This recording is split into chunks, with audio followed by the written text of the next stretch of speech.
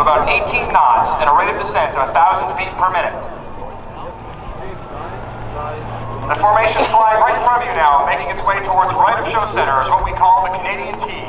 The jumper on top climbs down the lines to the jumper in the middle, and they fan their canopies into that side-by-side formation. 8, 9, she's still going.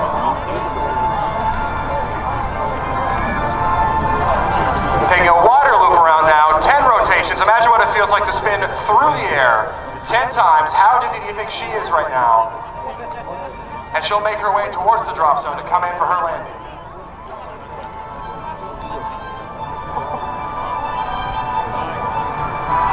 A special note about Master Corporal Trevor Nealon.